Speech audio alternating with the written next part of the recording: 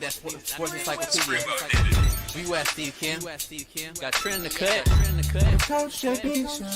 What are you? He's the best. Yeah. He's a master motivator. I'm a master motivator. I ain't no regular ass motivator. I'm a fucking master. Coaches tried to make practice so hard that the game was less intrusive. Like they coached you that way. Like people think, well, they were just yelling. No, they were trying to put you under stress and put you in under duress so that when you got in the game, you could mentally handle adversity. If you go through JUCO and you make it out of JUCO, you can make it anywhere. I respect the hell out of you to see that you're doing what you're doing and still doing what you're doing for real, the way you do it, man. You said from day one you had the same enthusiasm. You keep the same enthusiasm, and it's fucking contagious. In my opinion, I think Shedeur Sanders the best deep ball in college football. I don't think Can you just say something nice about Shedeur Sanders? I love talking ball. It's nice to connect with guys that are like-minded and just are real and genuine. And I'll proudly stand up next to you. Oh, God bless America. You said belt to ass, T-Red. You got the belt around you.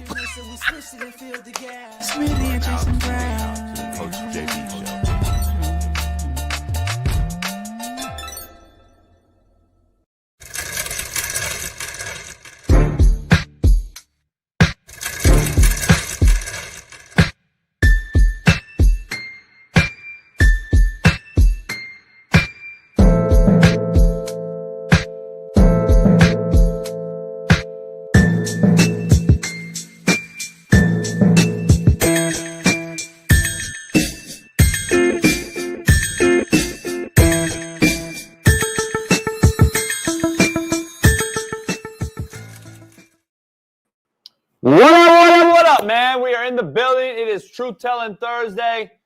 And listen, man, we got a lot to discuss, a lot to break down. My internet, my phone, everything's going crazy since I posted a video last night about this JUCO eligibility thing. So we'll dive into it. I'll do my best. I'll break down what I know, what I've read, and how I can expand on everything regarding this eligibility issue.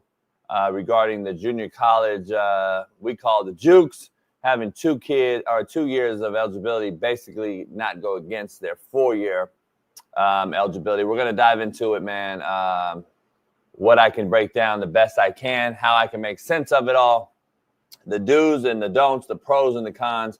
I'll do the best I can, man, in a 24-hour span since the ruling came down. So I'll do the best I can. I think I can give you more insight than most regarding the JUCO side. And then I'll also break down what the ruling was and everything like that. So I'll try my best, man. I've talked to a lot of folks over the evening, over the night. And we'll see. We'll see what happens if I can get this thing figured out. Let me figure out my mic. But a lot going on, man. So stay tuned. We're going to get into it, man. As you know, this show is brought to you by BetUS. Head on over there today. Use the promo code CoachJB and get you 150% bonus on your first deposit up to $2,000. So pound that like, subscribe, become a member, and head on over to our other show as we're airing live on there as well. And subscribe to that as well if you would. Oh, my mic's a little hot. My bad. Okay, good. All right, bet. All right, let's dive into it, man. Let's bring Smitty in, my main man from the far east side of Naptown, 317. LeBron hairline having, Lamar Jackson loving, AR5 defending, and Caitlin Clark jocking, Fox Sports' very own Big Smitty. Welcome him in. There's the music. What's going on, y'all? It's Thursday already? This week going fast, JB. It's going fast. It's going slow, though. You think it's going slow? Yeah, this week's been like crazy, like draining or something. I don't know. I got to go to the boat. I got to go to the shop. Yeah. We're gonna take it to the lake and test it. And it's to my liking, I can take it. If it's not to my liking, then they think I'm gonna cuss them out. And then it's gonna stay. And then because tomorrow, Smitty, and this weekend, from tomorrow till the 22nd is like a big boat parade in Newport Beach, man. And is this the one you've been telling me about for a little? Yeah, for a little minute? and I was like, if I can go, I can go, whatever.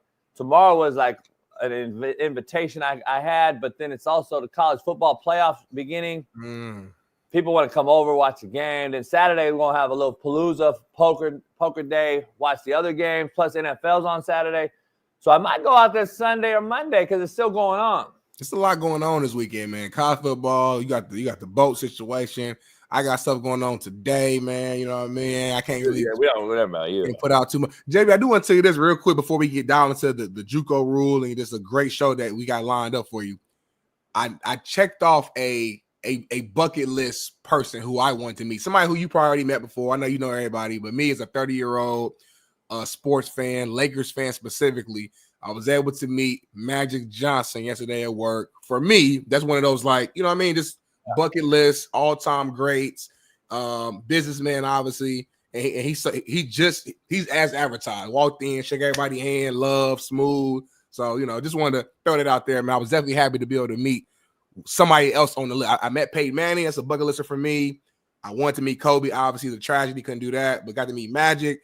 I would like to meet Michael Jordan at some point. I think I'd be good to go. That's cool. I met Kobe when he was 17. Rookie year, he gets drafted right out of high school.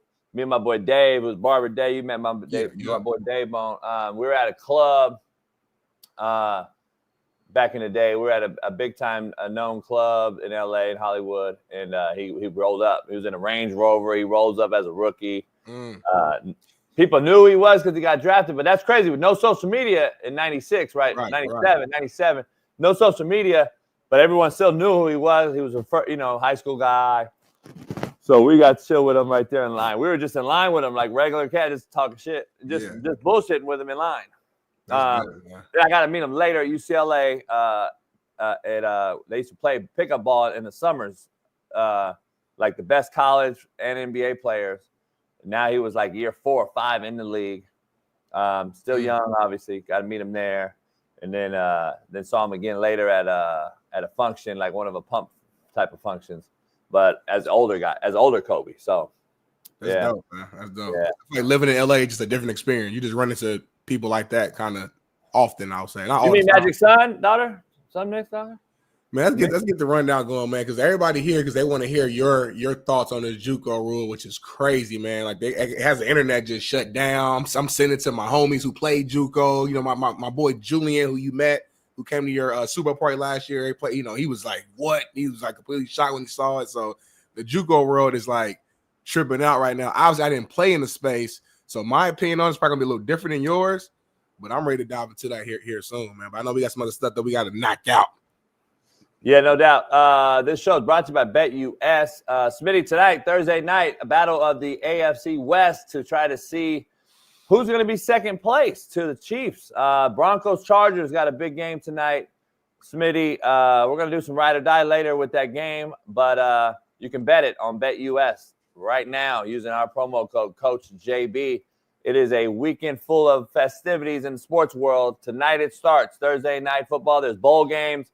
And then also tomorrow's the college football playoff. So head on over to BetUS today using our promo code CoachJB. Get you 150% off on your first deposit. And quote of the day is proud to sponsored by BetUS. So let's do it. Let's dive into it, Smitty. Quote of the day: the destination isn't as glorious as the journey. That's real. Because listen, we all worried about getting to that end goal, that end destination. But once you get there, you be like, this is cool, but it ain't really as good as I thought it would be. Then you got to look back, hindsight 2020. Busted your nut already, right? You busted the nut already. Right, like, exactly. It's cool. Like, I don't know. The destination for me, I never wanted it to end.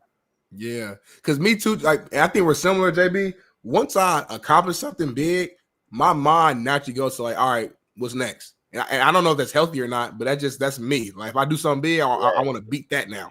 Yeah, that's me. That's a spontaneous spontaneity in me. I think the proper word is That's the spontaneity in me. I always want to do something, go somewhere, do something else right at the spur of the moment. Right at the spur of the moment, I want to go do it. If I did it, then I accomplished it. I want to move on. But the journey to me is I never want it to end. It's like getting that. It's like that. It's getting that good gawk. If you're getting good gawk, you don't want it to end. Right, like you don't want to bust that nut. Like you want to keep. It's like, man, this is so good. It's so stay there great forever. Right. Yeah, keep doing it, and then because I don't want to buzz. Because then for me at 48, I won't see you again for 3-4 days. And then like JB he be thinking about like other stuff while she doing it to try not to bust. He be trying to like think about random just like stuff he got to do for the day. And I don't want to get deep dive into it, but that's a powerful quote right there, and that's real. And I also think this, JB. I wonder if you and people like us, will ever be fully satisfied with anything we accomplish because we always think for the next thing. Yeah, I won't. I already know. Kind of sad, low key. I already know. But it's what it is. Contrary to belief, brought to you by Prize Picks. Head on over there. Assumption makers makes fools look smart. Ooh, hold on. Assumption makers. Okay, I'm assuming. Makes fools me. I don't have the knowledge. I don't know. Make a fool look smart. Ooh, that's deep. I had to like say it to myself and break down each syllable, each word. Who came up with that? Me. You're a boy for that one. I did it driving yesterday, and I write it down my notes and I use it. That's how I usually do them. Here's the thing: fools. We just talked about. If you're a Bible believer and you talk about the word fool in the Bible is the worst word in the Bible. Yeah. Assumption makers make them look smart. So that mean assumption makers is even underneath fools then. Hell yeah, way underneath. Shit. Now an assumption mean you have no knowledge of of the person, the thing, and you're just giving your opinion on something with literal no evidence, like just like no backing to what you're saying. So that's real, man. You can't today. Both of those probably top 20, I would say. Both of them top 20 for each category. Really? Each category. So. Wow. Well, let's dive into this meat and potatoes. We'll get to the poll question after this.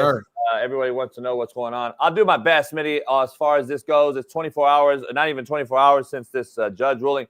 I'm going to break it down the best I can and give you, in my own layman's terms, plus the knowledge I have in the space, plus what's going on, plus what to be, plus the pros and the cons.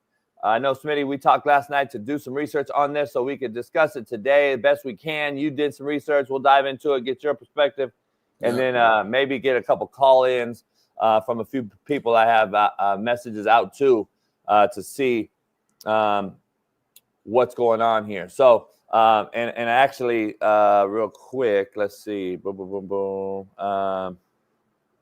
Bailey, can you text me a link? Anytime they ask for a link, y'all know what that man. Ain't no telling who this gonna be. Smitty, let's dive into it. Vanderbilt quarterback Diego Pavia, who was a JUCO kid, was granted an injunction on Wednesday, which was yesterday, that could bring significant change to the college athletics world and blow up, basically continue to blow up the NCAA status quo. This judge named William L. Campbell, he ruled Wednesday that Pavia can begin preparations for the 25 season after the NCAA's existing rule would have exhausted his eligibility, because in normal's world, you play junior college and you play 1 or 2 years, it goes against your Division I clock. Okay, so I'm going to explain this before I dive into what I've written down. We have 10-semester rule. Okay, we have a 10-semester rule that you're allowed 10 semesters academically on your clock, and inside those 10 semesters, you have to fit in your 5 football seasons, 4 on the grass, 1 red shirt. Okay. So you get 5 years. You get 5 years overall, which is 2 semesters a year equals 10 semesters. Okay. Hopefully everybody out there knows that. All right. So then you have that. And now when they had this COVID thing, they took advantage of, okay, now we don't have that rule anymore. It's put on hiatus. We're going to stop the rule so players can have an extra year because of what happened with COVID, right? So it's like, all right, where are we at? So where's the 10 semester rule? What happened to it? Right. Well, apparently, it's gone now. So Pavia played JUCO. And so just for instance, Jermaine Johnson played for me for 2 years at Independence Community College, okay?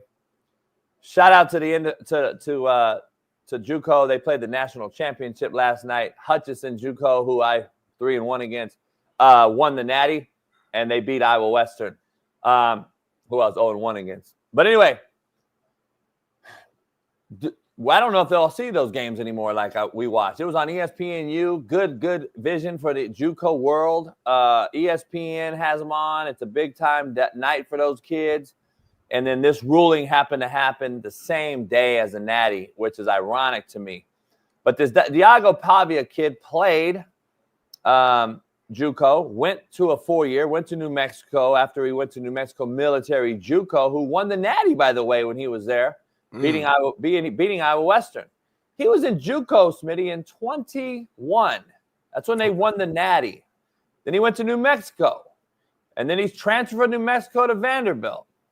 He's exhausted his eligibility. That's what we've all done as JUCO players. That's how it's always been. 10 semesters, 4 football seasons, a 5th year for a red shirt or a gray shirt or whatever. You can work on getting your master's degree. That was always the hustle.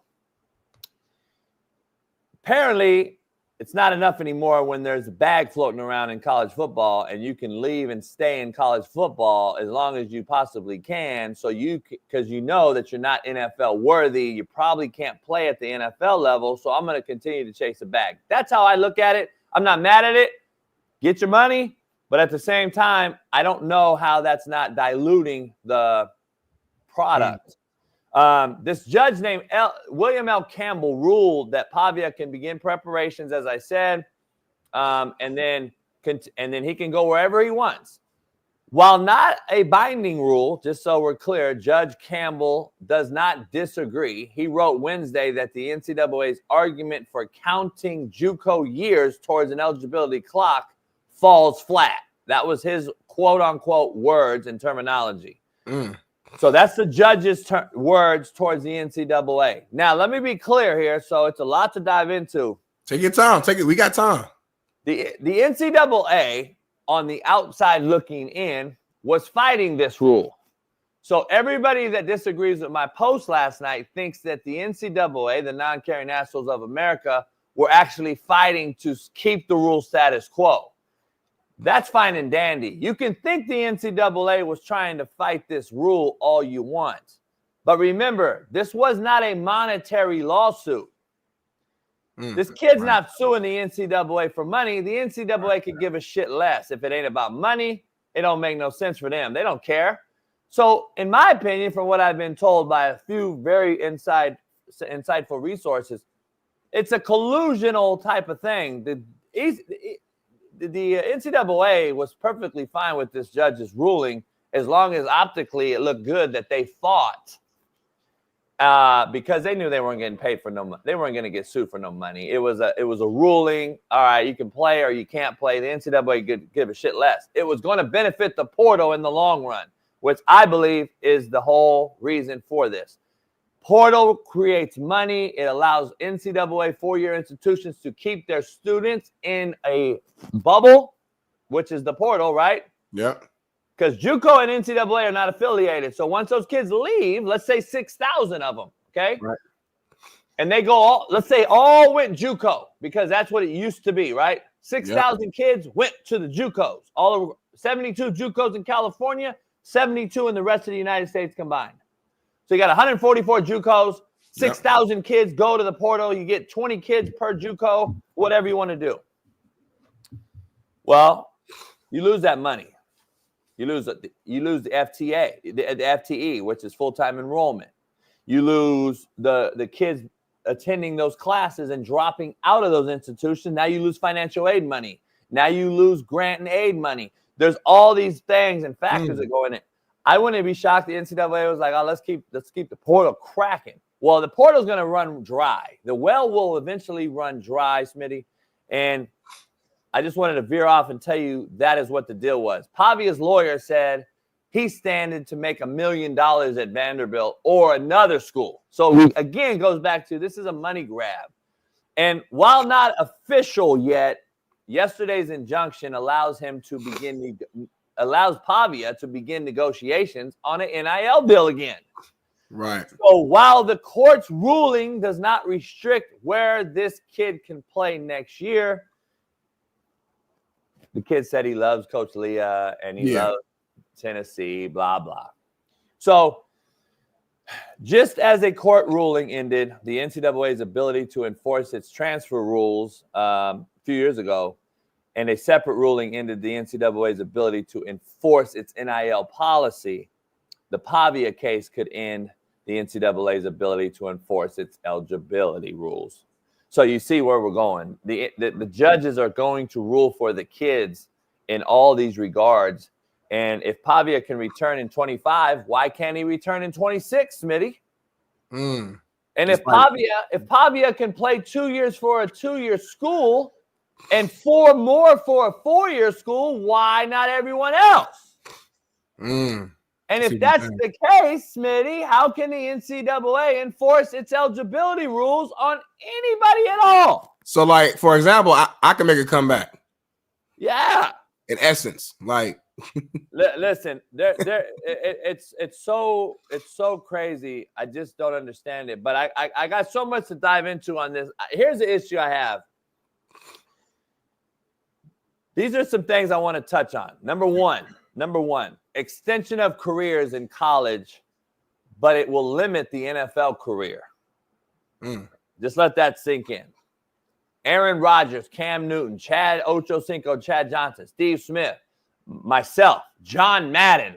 I mean, the list goes on and on and on. We can talk about 1 million JUCO players that played 1 or 2 years JUCO, played 1 or 2 years D1 if they were a qualifier or not. We're going to dive into that.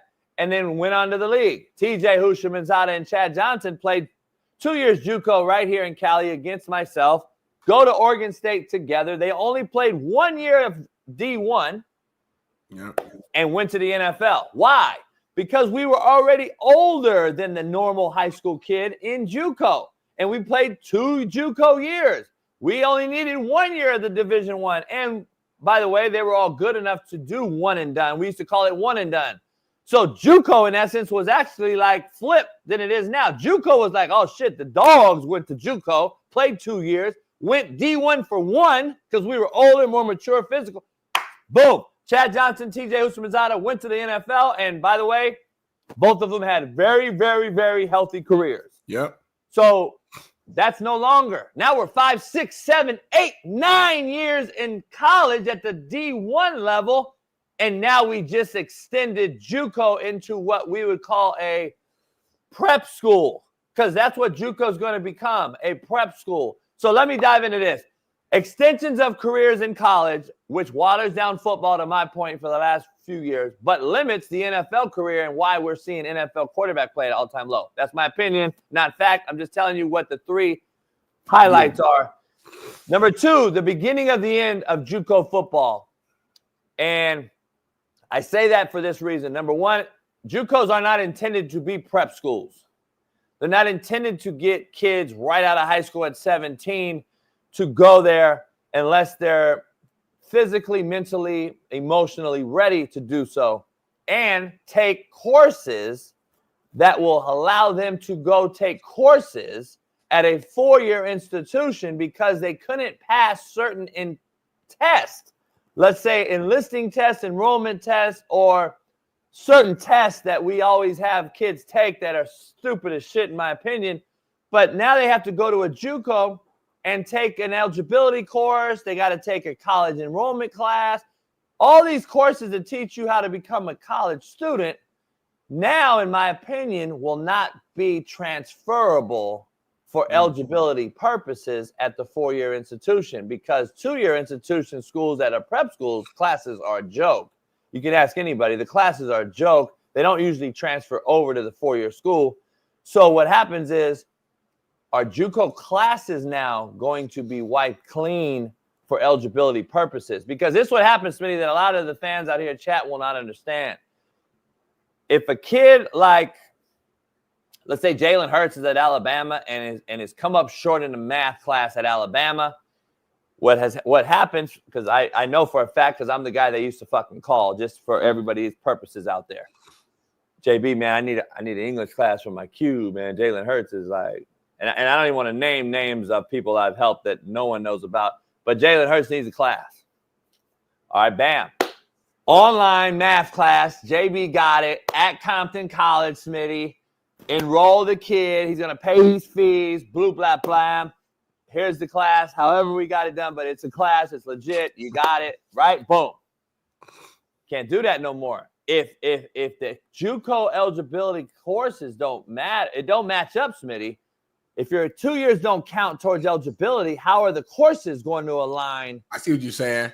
So now if a player in that situation is like failing a class, there may not be an option for them to recover, in essence.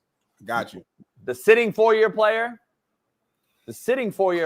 current four-year player, can't get a class. Mm-hmm. And then the current 2-year player that's trying to go 4-year is in a lame duck scenario now where they're not being taken. The seasons aren't mattering towards eligibility. So what classes are they taking? Is it just shits and giggles?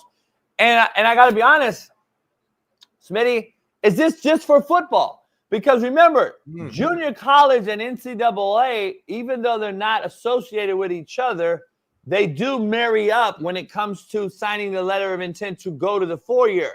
The classes have to marry up what the compliance at the 4-year level needs and requires. So the classes have to, boom, interject and coordinate and correlate, right? Yeah.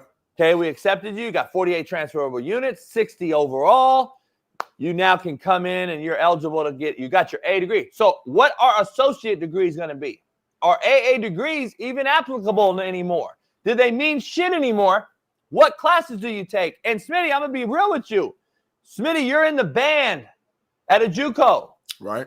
I play football at a JUCO. So my ruling is totally different than yours. So you can still go and graduate from the JUCO and your 2 years still go against you at Alabama, but not me as a football player. Right. See, they haven't forward thought this, dog. Again, they don't forward think. And this is all things I'm just spitballing that my mind's going crazy because all the shit they haven't thought this out, homie. Yeah. So can college basketball players 2-year eligibility? They're okay. You can't just single out football. Now everybody, but they're going. That's right now. That's what they've done. So I got so much to say. The number third thing for it is this: high school trickle down. The high school recruit will now be absolutely demolished.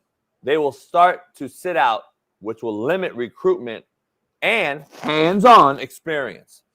It will die. High school, this will probably hurt high school more than it will JUCO.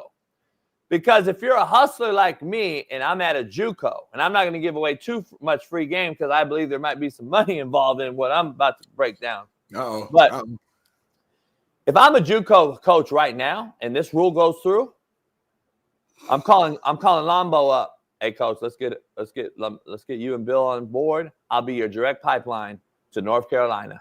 I'm going to mentally, physically, and emotionally prep these kids that I bring in here for 2 years, which is 18 months. If academics don't mean shit, we're going to run a boot camp military fucking institution here as far as just football goes. Yeah. I'm sending them straight to North Carolina, Bill, and use, as we've already stated, why you're taking the job. You're going to create an NFL atmosphere at North Carolina. So now we're doing the same thing with JUCO, and then I send them right to North Carolina. I get a Jordan deal. I get a money deal for the institution because I'm just telling you, JUCOs cannot survive. JUCOs will not be able to survive in this current model. Let me tell you why. 72 JUCOs in California. It's too hard, number one, to house anyone in California from out of state. So you can't. The prices of rentals in California, student loans for out-of-staters are going to be hard to get living here. So if I'm running this sort of pipeline in California, I probably die versus the Kansas, Texas, Mississippi JUCOs, which can house kids, scholarship them, and feed them. So there's only a far few between in California. So then does California now get in with what's called the NJCAA, which is the governing body for the rest of the country's junior colleges, not California. California is its own world. Oh, okay. I didn't know that. California is called what's called a 3C2A, which is the CCCAA. That is a different deal than the NJCAA. Okay. Gotcha. Alan's in the chat. He's teaching right now, but he was going to jump on here. He kind of broke the news of this yesterday on JUCO Frenzy. You guys saw it. We've been talking all night. This is a lot going on. We're going to have a four-year coach call in here in a second. Shout out to Alan and JUCO Football Frenzy for getting this. He's going nuts too. That went nuts everywhere. But let me get back to the topic at hand. Now this will be, in my opinion, will be another loophole that the NCAA hasn't forward thought of. Like a guy like me who sees an opportunity, like I just broke out and said, I'm a pipeline now to USC, UCLA, and let's say Colorado. Right. West Coast schools. I'm in hands reach. Listen, here's the pipeline. I'm going to have these guys ready to go. You take them, and we get certain dollar amounts from each one of those schools to fund the JUCO, because without that, listen, no one wants to talk about this, and we're in hour 12 of this ruling, okay? It's brand new. I'm not going to jump to conclusions because I take JUCO shit serious. It's in my heart. I love it and respect it to the fullest. But we cannot talk about this rule without talking about who's funding it.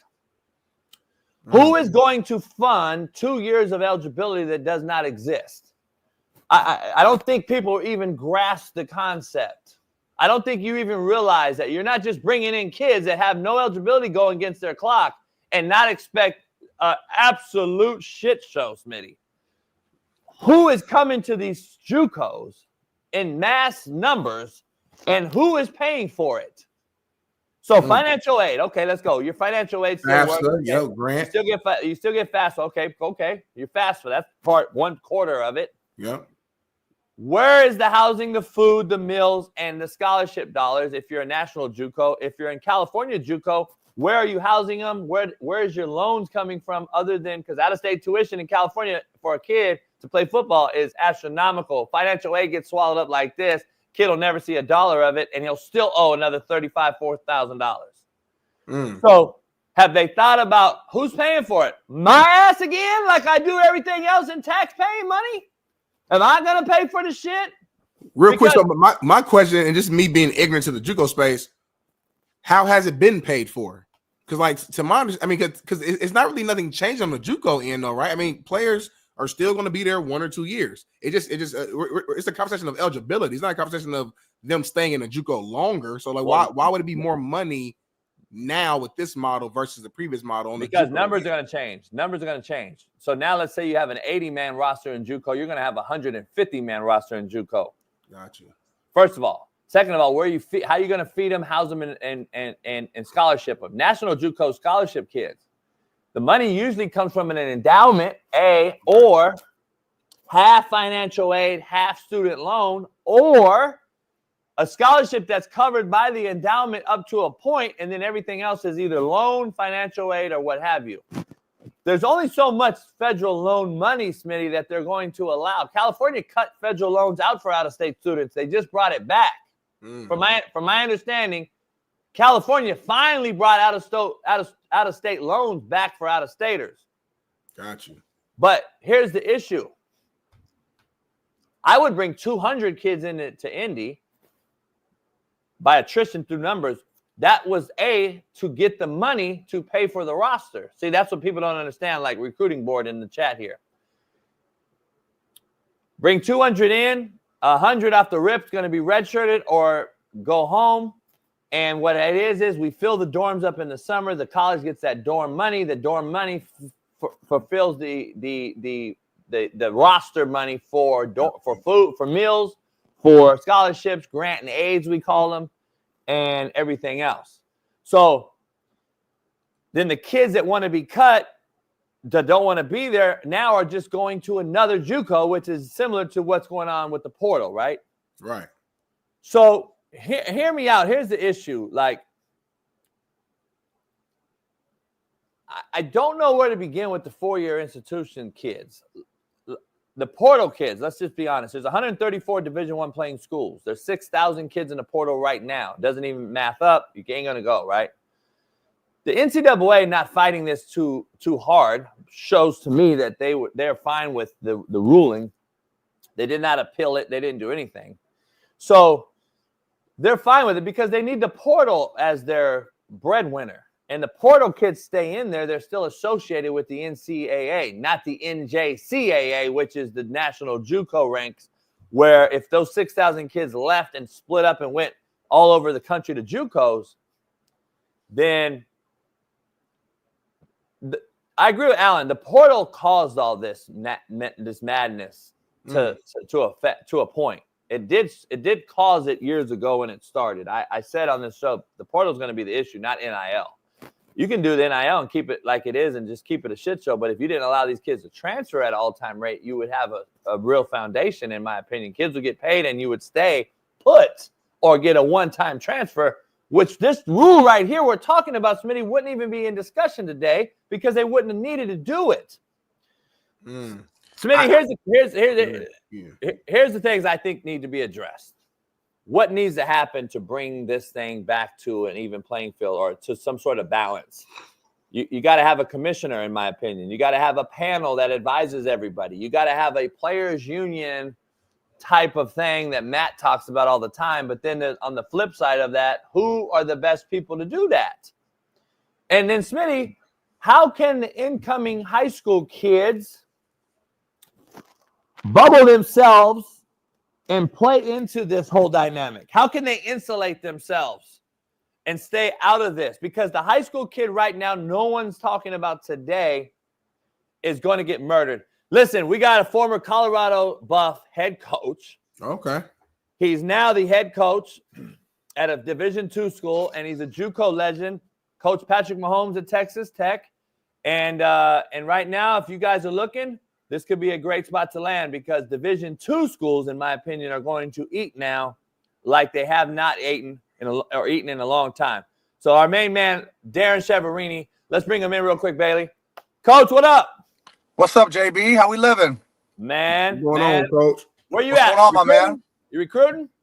I'm recruiting, man. I'm out in Dallas right now, man, hitting high schools and seeing our commitments and some people that I'm trying to sign in February. So it never stops, man. You're always on the grind, man. Always on the road, man. Especially after the season, it's all about recruiting.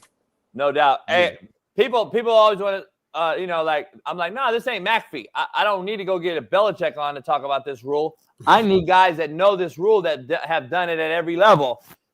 Darren's done it at the JUCO level with me, Division I level, at the ultimate level at Colorado, and then he's done it at the Division II level where he is right now. So all you kids out there watching this, look him up, and we'll share his information in a minute. What's your first takeaway from this rule? I don't know if you've been hearing what I've been saying, but it's so deep. I don't know where to begin on this. I'm just trying to give insight on what I can. But what do you think about this whole JUCO? I mean, I really think that I don't know if they really thought this thing through. I think they thought more about Pavia and his situation and giving him another year of eligibility. But you're really what you're saying to everybody is you're basically saying junior college is now basically prep schools. Every junior college in America is prep school, and that we're not going to recognize that they're playing actual college football. Well, you're talking about thousands of kids that have gone through the JUCO ranks and that are now on Division I rosters. So you're going to see a multitude of injunctions and lawsuits that are going to be filed because they're going to say, well, if Pavia gets an extra year, why don't I get an extra year? And I read a little bit through what they kind of passed on the legislation, but it looks like to me it's like a temporary restraining thing where it's going to allow him individually to have that eligibility. I don't think right now it's official on everybody going to have that. I think it's going to have to. What's going to happen is this: the NCAA is going to file an appeal, so they're going to file an appeal towards the that judge and that court, and it's going to be in the court systems now for a little bit longer, because I don't think that they can just rubber stamp this thing and every kid that played junior college football now is going to get an extra year, because there's thousands of kids that are on rosters right now that their eligibility just expired, and now you're saying, okay, you're going to rubber stamp it and everybody gets another year. And what about the high school kids that are supposed to be signing in February? Now there's not going to be room for them on the 105 because those kids won't have eligibility. I mean, the ones that were supposed to be leaving are not leaving now. Right. So I don't know if they really thought this thing through. It really, to me, is interesting that you're going to say that junior college football is not college football. You're not going to recognize that as college football, but you're going to recognize the classes they take. So all the classes they take the freshman and sophomore year, those are all college classes. Or are you though? That's my biggest worry. Well, that's what's gonna. But that's a different argument, because now you're talking about curriculums that are approved through the actual schools. That's a totally different, separate lawsuit. So now you're gonna it's gonna be really interesting to see where this thing goes, because it's going to affect every level of college football, from Division I, Division II, Division III, NAIA, because does that affect Division II schools? Does that affect their eligibility? Those kids do they have an extra year? Because we're still under the NCAA umbrella. So why are we not in this thing, involved in this? So I don't know if they really thought this through, man. I think you opened up a huge can of worms, man, and I don't know where it goes from here.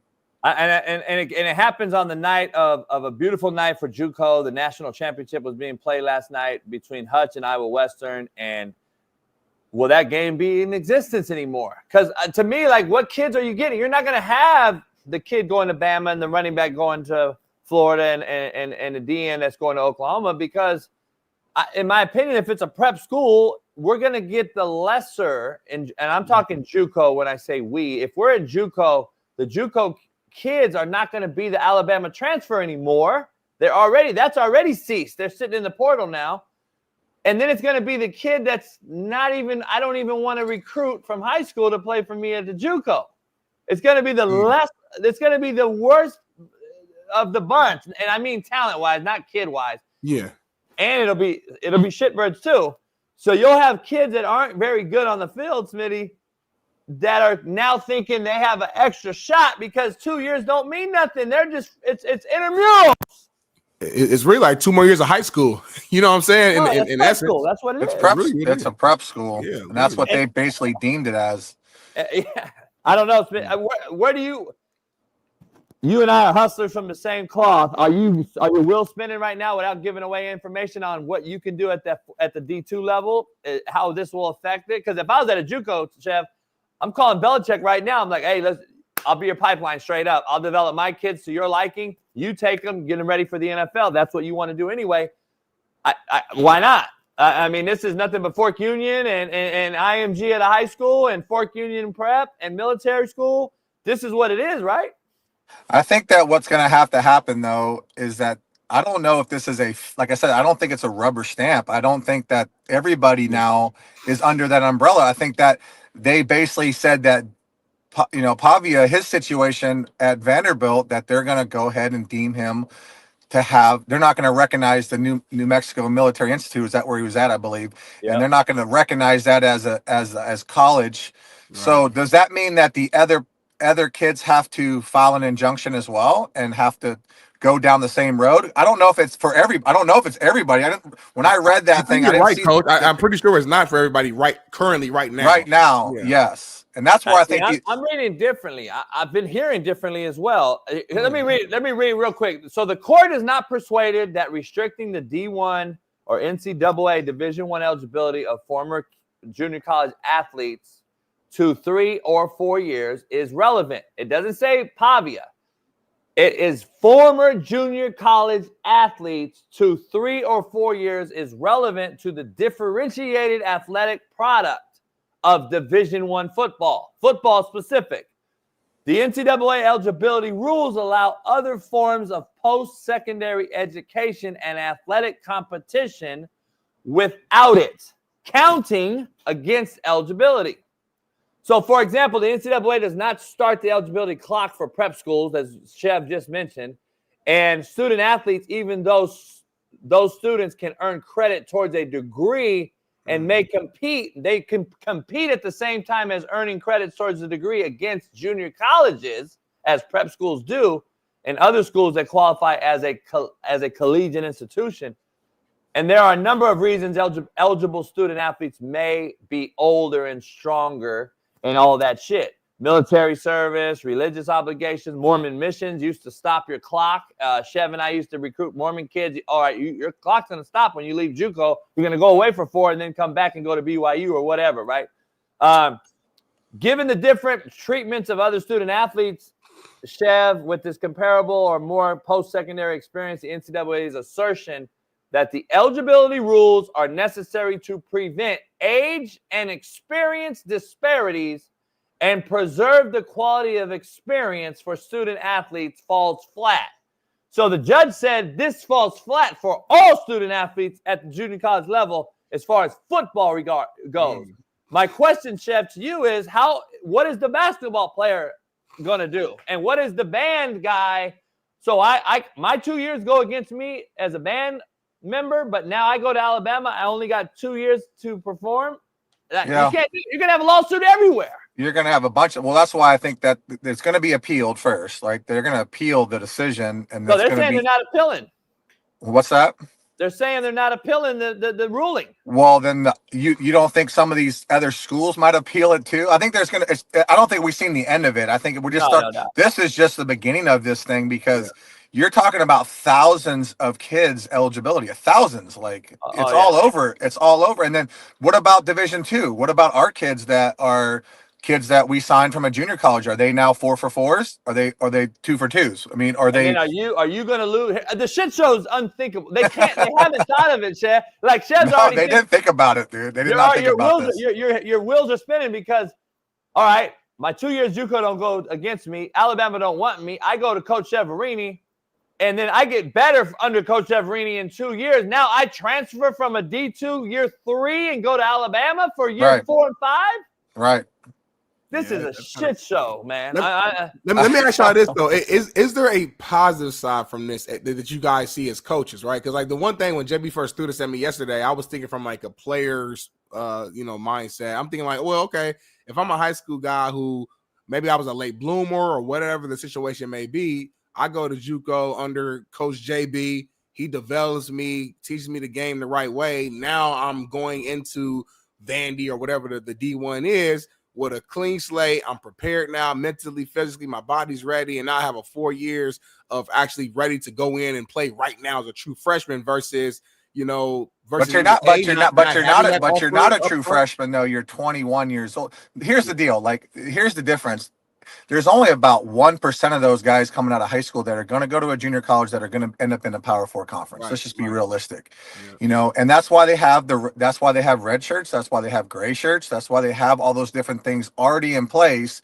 So if a kid is not ready, he can go to a junior college, he could gray shirt and take under 12 units. And then that allows him to get bigger, stronger. And then he actually could redshirt and then still have 4 for 4.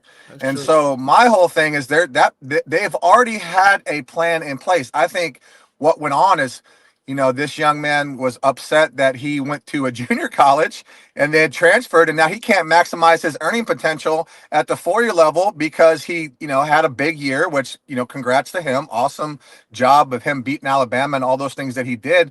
But he's trying to maximize his earning potential in college, because I'm not sure if he's going to be an NFL prospect or not, but he hired some good lawyers that found the loophole in the system and really attacked the system and said, hey, this kid deserves 2 more years. But why? He already played 2 years of college football. And junior college football has been around for years, and nobody's had a problem with it. So I don't think they really thought this thing really deeply through. I don't think they knew what it was going to affect. It's definitely going to hurt the high school kids. And, the portal's already hurt the high school recruiting, and it's already hurt kind of junior college recruiting. So, man, we're talking about a day and age in college football that has never been seen with the portal, with the NIL, with the money being thrown around, and now you add another thing with eligibility into it. It's going to open up a lot more litigation going forward for sure. Chev, before you get out of here and go get the next best for your program there in Dallas, love recruiting Dallas. Let me ask you.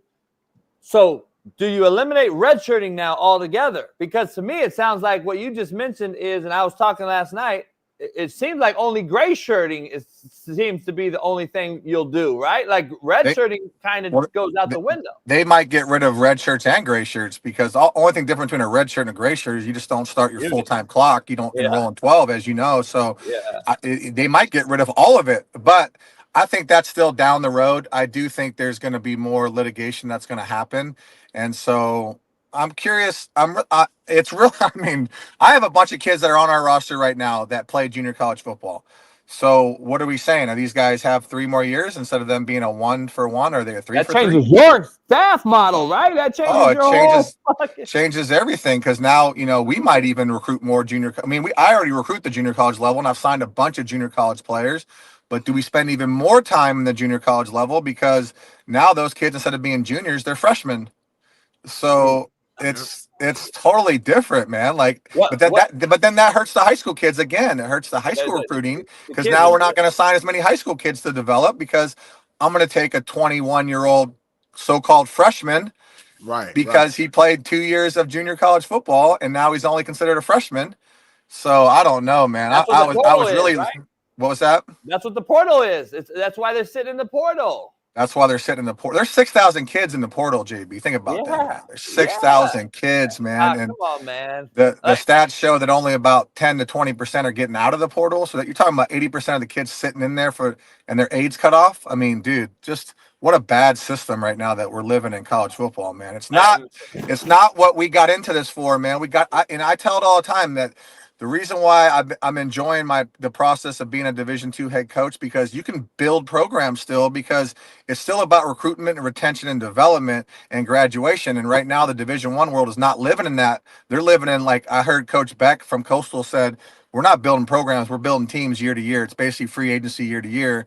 And I still believe at the D2 level, we're still able to build programs where we can recruit and retain and develop. And that's important to me as a coach, because I want to see these kids graduate. No one talks about school anymore. It's just basically a minor league system where everybody's running for the bag. Well, look, man, if you're good enough, you will get paid eventually. But if you're not good enough, it won't matter. It won't matter. This injunction was strictly the thing that sticks out to me in this lawsuit, in this document. He can make up to $1 million next year. I saw that. Man. We know that's what it is. That's what it is 100%. And can we blame the kid though in this situation? No, we're not. No, we're not blaming the kid, but I think that the system, the way it was set up for a natural matriculation from high school to whether it's junior college to the Division I level. There was a natural progression that was set up, and now that matriculation and that progression is thrown out the window. And basically we're saying that these kids can go to basically prep schools, that junior college football is prep school, and that they can sit there until they're 20 years old. And still there's only going to be a small fraction that play Division I college football, a very small fraction that get out of there. So I just think that they're opening doors that they didn't really want to open. And now it's going to be very, very interesting these next couple months of how do we handle eligibility? Like all these schools are going to be scrambling. How do we handle eligibility? How do we handle our 105? Because we had 15 kids that we thought graduated, but now do they have an extra year? So that hurts the high school kids because now those scholarships won't be there. They won't be on the 105, and so now they're out of a scholarship. And so, man, it's interesting. And Coach and Chev, how many JUCO kids? So we would know. In the national JUCO, I bring in 200 to keep 80, right? You got to bring 400 in now and keep 200. No doubt. I mean, they don't understand the numbers game. Shad, before you leave, real quick, your last thought. What is your overall thought on the impact that junior college will take on with this rule? Like, what do you see JUCO becoming? Do you see it being a good thing, a bad thing, indifferent? We don't know yet. We got to wait a year. What are you at? If this rule stays intact, it's going to only elevate the junior college recruiting, because now you're talking about kids that are going to be 20 years old leaving a junior college, and they're only freshmen. So when they leave college, they're going to be 25, 24 years old, and they leave college. So I think you're going to see even a more emphasis on recruiting junior college players, because why would I take a 17-year-old high school senior when I can take a 21-year-old freshman? They're both freshmen coming out. So who would I go spend my time and my money on? Let me ask you though, do you think, but see, I'm looking at it as if, what is the quality of kid I can get to the JUCO is my question. I'm not going to get the transfer anymore, the D1 bounce back, unless the 4 years are telling them you got to go here, like old school placement, right? I don't know if that's happening anymore. Well, I think what's like JB, to your point, like let's say this, like if a kid bounces back, does his clock stop? That's what I asked. Dude, now you're talking about does his clock stop? So say the kid's a junior and he bounces back. Is he still a junior when he leaves in 2 more years? That's the question. That's what I want to yeah, answer. I'm gonna dive into that, Chef, because I would love to do it with you, but I know you go busy. But where is the 4-2-4 rules now? There is no more 4-2-4 rule, dude. It'll be gone. It'll be gone, dude. That's what they haven't thought this out, JB. They haven't thought it out, man. I already know. They just stuck in. They see dollar signs, bro. I don't know. Chef, man, it's great to have you on. I appreciate you hopping on. Good luck. We'll get you on during the spring, man, and update us on what's going on there. Yeah, let's do it, JB. Good seeing you, Smitty. I'll see you guys soon, man. All right, bet. Good seeing you. Be safe on the road. Yes, sir, man. Appreciate it. Later. This thing is crazy, man. Let's extend this. Hey, baby, let's extend this segment just for a minute before the commercial because I want to show a few things. I don't know if Bailey could figure out those docs I sent him or not.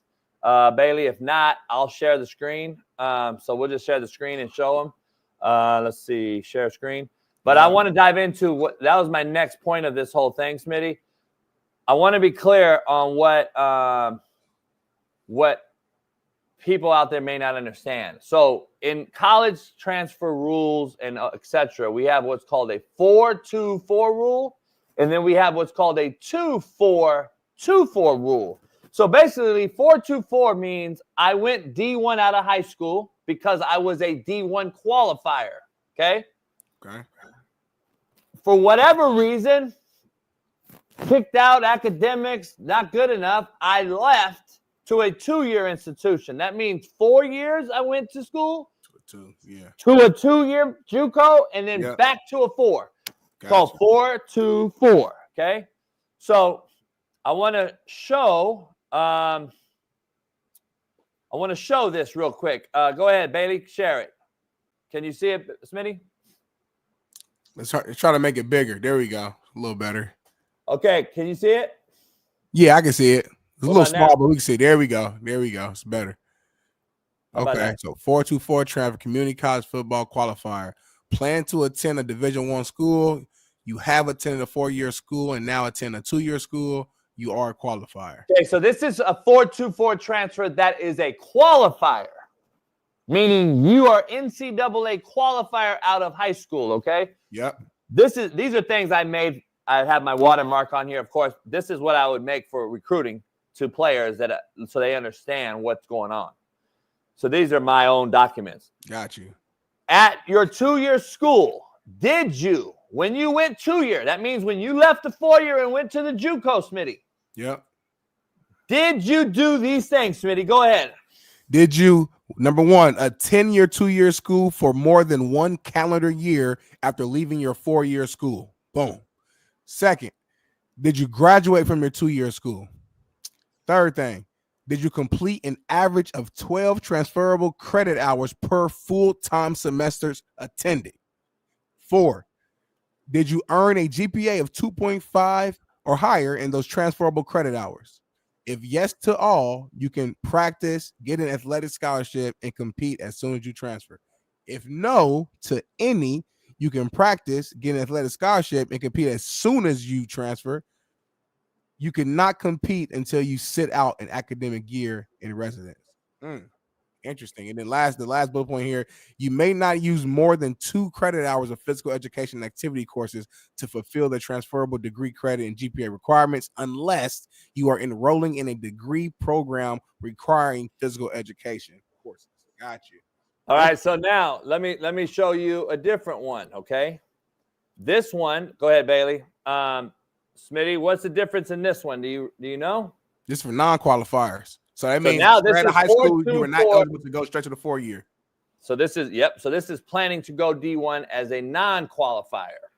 Got you. Okay, so let's break down these bullet points here. So at your 2-year school, did you attend for more than 1 calendar year? Did you graduate from your 2-year school? Did you complete an average of 12 transferable credit hours for each full-time term attended? And did your transferable credit hours must include English, 6 semester hours, 8 quarter hours, math, 3 semester hours, 4 quarter hours, natural/physical science, 3 semester hours, 4 quarter hours. So those are the key things right there that struggled in JUCO for kids to get out. English, math, and natural science. Those are always determinants on keeping kids down there. Because you had to have 3 English classes, basically 1B, 1A, 1B, and 1C. Those were transferable to the 4-year. Math, you had to have 2. And we all hated math and English, homie. Let's just be real. That's just the culture, the community, the inner city, period. Yeah. None of us, I hate math and English. Every kid I ever coached hated math and English. That is why, for one reason, we're at a JUCO. Number 2, I got to get these classes figured out. And that's why they came to me, right? So these are all scenarios. Go ahead, baby. You can take it out. These are all scenarios, Smitty, that people aren't even discussing. 4-2-4 rule will be eliminated. And now we're going to have the Wild Wild West times 10. I don't think people understand what is happening here, dog. They do not understand what is going on here. And I don't think that these people, again, that make these rules have no fucking idea on the ramifications that go down as far as the trickle-down effect. Does it affect basketball at JUCO? Band camp fuckers. Does it affect tennis? I don't know. They haven't even thought of this. One kid chased a bag. They saw money. Lawyers saw money. We're going to get this one kid. Well, the judge, from everything I'm hearing from other coaches and people that are smarter than me, are saying that means everybody. You can't do what this judge did for just this one kid, because that's why what I read earlier, what I read earlier was basically it said football student athletes. It did not mention Diego Pavia.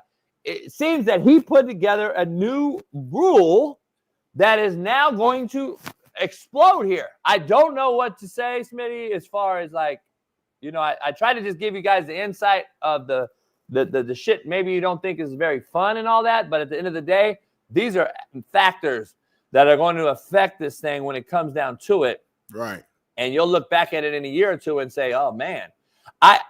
Listen, I don't necessarily agree with Coach Chev on the JUCO thing. I think this creates an issue where JUCO becomes worse.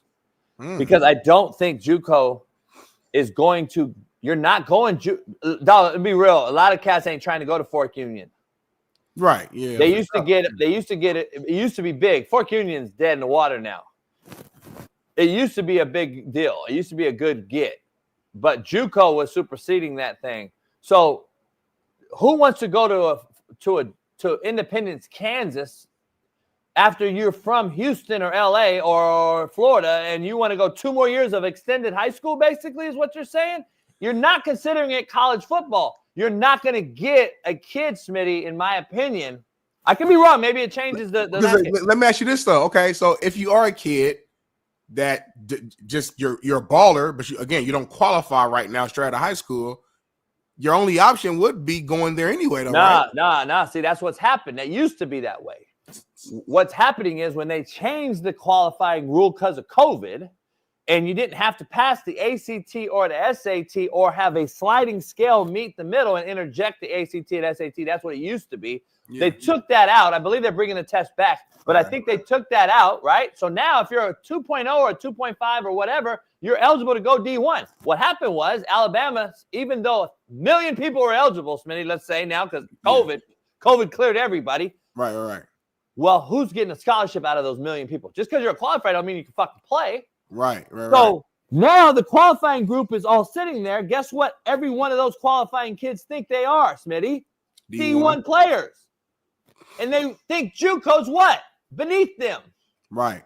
That is why. But to your point, this rule was just temporary for the COVID situation. Now that we're out of COVID, it's going back to what it was, correct? But they're keeping it going with this rule. You're extending eligibility, homie. You're extending eligibility beyond what we got 8-year and 9-year players playing right now in college football. And they've been in 6 schools. I guess what I'm saying is, and I'm sorry, this is just my ignorance. So you're saying right now, so technically speaking, you can have a 1.5 GPA and still go straight D1 right now. No, you got to have a 2.0 still. Okay, so all right, so just high school. So you got to be eligible grade GPA wise, but you don't need a sliding scale. So back in the day, Smitty, you and I and everybody else played. If you became a qualifier to go to Ball State, you became a qualifier to go to Alabama. It was all one rule. Got you. See, I never paid attention to it because I always got good grades, so I just never even being real.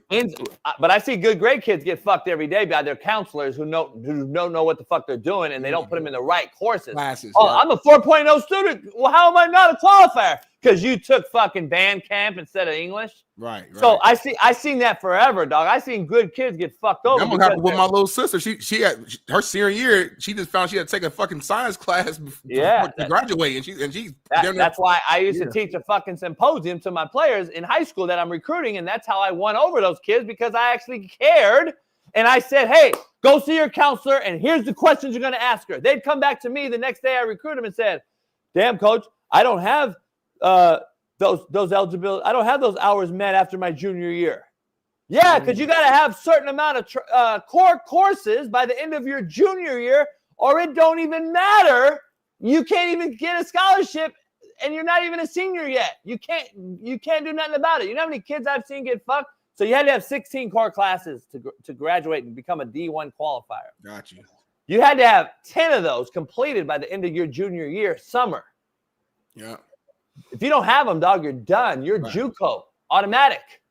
And you can be the number one player in America, and you're JUCO.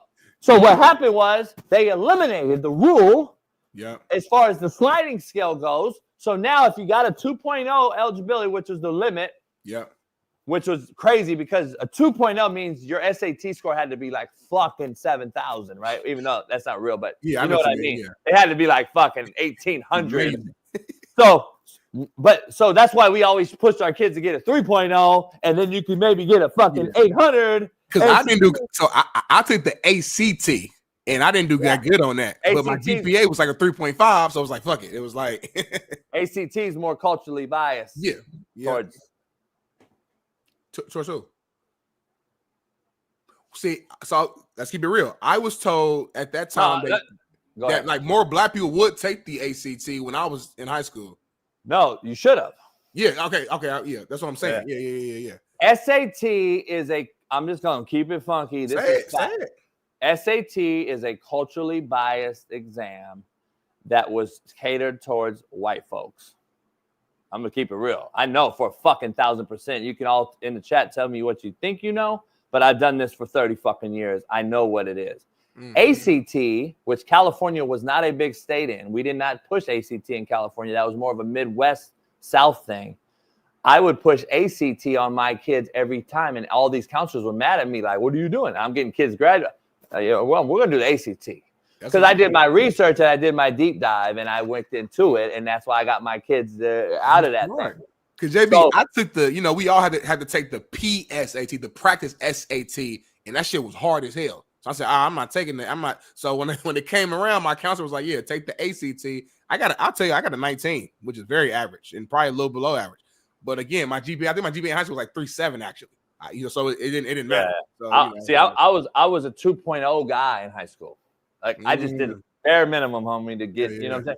But we also had what's called Prop 48. See, this ain't a long enough show to talk about this because Prop 48 used to exist where low score guys and medium low GPA guys could still get a D1 scholarship, sit out a year, basically gray shirt. And that's how I originally signed to the University of Indiana out of high school on a Prop 48. I think Fresno State still does props, but most of the country eliminated them years ago.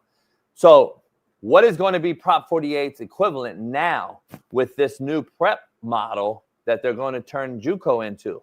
And here's back to my point to the JUCO thing. I don't know the talent level that you're going to be able to get to a extended high school situation because, Smitty, the 2-year institutions that we know right now to be JUCO can't suffice. They can't maintain. They can't manage the numbers money-wise. Unless the NCAA is going to pay these JUCOs to be a feeder school, because that's what prep schools do. They get money from federal aid and other areas to fund their extension of high school, basically. How are JUCOs, which are private entities, basically for the most part in small rural towns across America, except if California, who's funding that? They haven't thought of this shit. I'm just telling you. I think it's bad for JUCO right now, today.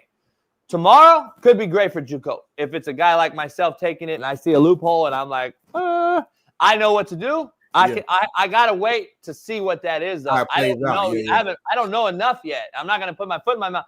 I don't know enough yet. None of us do. So I'm just giving you my hands-on experience for 35 years in this space, 40 years in this JUCO thing. I'm looking at it like, all right, what's the good, the bad, and the ugly? I don't know how JUCO sustains because of the money, number one. Number two, eligibility reasons and academics. Are AA degrees applicable? Do we even need to take AA degrees? Do I just bring my kids to JUCO, Smitty, to do straight football, and all you do is football classes since the courses aren't going to transfer to the 4-year level? Right. So now you're what you're telling me is you got to be a high school qualifier. Yep. Go JUCO because you weren't good enough to football. Play at Alabama. Play 2 years. Courses mean nothing because you were a qualifier already. Right. So now for 2 years, you don't get better mentally at all in this classroom. And the hustle used to be, Smitty, come to me for 2. I'm going to knock out your main math, English, science. So at the 4-year level, which it's harder at, you don't got to fuck with it. Now you're going to take those courses at Alabama while you're trying to compete for a starting spot. Again, we're going backwards, man, in the thought process of getting these kids ready to go on and play and move forward. We're going backwards, homie, and I'm just telling you. Or they'll keep the courses. The courses can transfer over, and now people are getting their bachelor's degree as a true freshman at 24. They're getting their master's in junior year, and they're graduating with a doctorate after the 5th. Listen, I used to get. We had a hustle where I was getting my kids not the whole master's completed by the time they ended their 4 years, but half of their master's degree paid for on the football scholarship. So here's how, real quick, and I'm not gonna. High school kids, I enrolled in JUCO classes while they were high school seniors. Okay. So Alan and everybody that here understands what I did. This is why I was the guy. I'm the motherfucker. I just want to throw that out there. So let's say I put this kid in what's called concurrent enrollment. Okay, concurrent enrollment. A lot of cats don't know about this. So I'm going to put cats. I was one of the first ones. I learned from the best. I put cats in concurrent enrollment classes, okay? That means I put them in 4 to 6 units, let's say, in college course, eligible college transferable courses. Senior year, yeah. So while they're a high school senior, they also took a couple courses that transferred D1. So then I get them to JUCO, right? They sign with me. They come with me. Now we knock out their math in that first summer and English in that first summer, which their clock does not start, by the way. So now I got them ahead 18 to 22 units before their clock starts. Now those courses, when they go 4-year, and now they got a jump start on getting half their master's paid for because they'll have their BA in less than 2 years at the 4-year level. See what I'm saying? So they still have another year paid under the 10-semester rule that we used to have, which now they are getting rid of it. But ask Alan. Ask Alan, though. Concurrent enrollment. No, but why'd Alan leave? Alan said, yep, that's why I was able to graduate within a year. But he got a bachelor's degree in 1 semester. I mean, Alan was ready to come back and play another year for me. Damn. Hey, UTSA came in. Hey, JB, Alan's a qualifier. Oh, yeah, I got it. Graduated him. How the fuck you graduated, JB? Don't ask no questions. I tell you no lie. Right. But Alan went to UTSA instead of playing another JUCO year for me. God forbid Alan got hurt under my watch and he could have been playing 4-year already. Right. So I pushed Alan the fuck up out of there. Allen signed with UTSA. But what do I know? I don't know shit. I'm a shitbird. I'm a horrible human. I'm the devil. Let's take a commercial break. We'll come back and touch on this some more. Appreciate everybody. Pound that like, subscribe, become a member. We'll be back on the other side of this. What up, man? This is a proud new sponsor of the Coach JB Show with Big Smitty, and it is First Round Performance. Yeah. Make sure you head on over to firstroundperformance.com.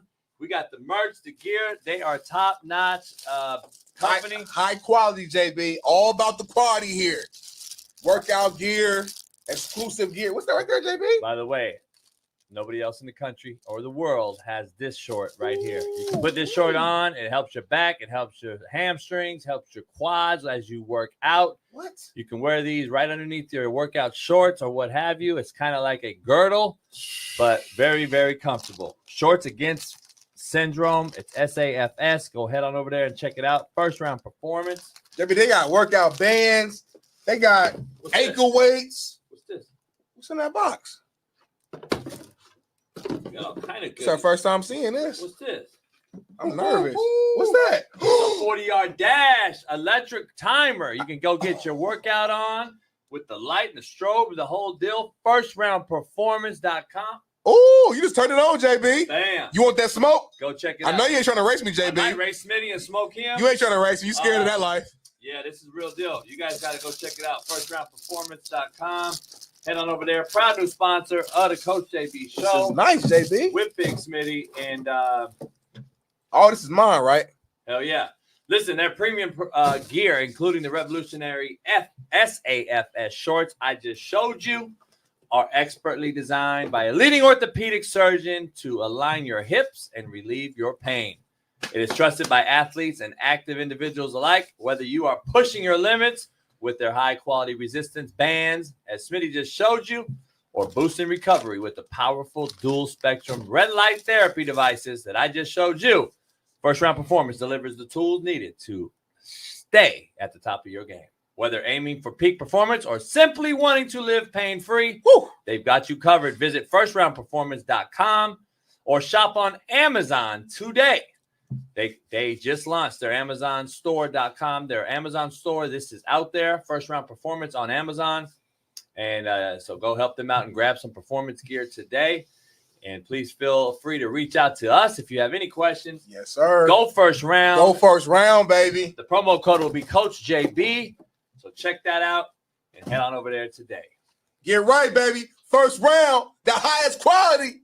First Round Performance. Go get you some merch. Ooh, I like this shirt. I like this shirt, JB. Peace.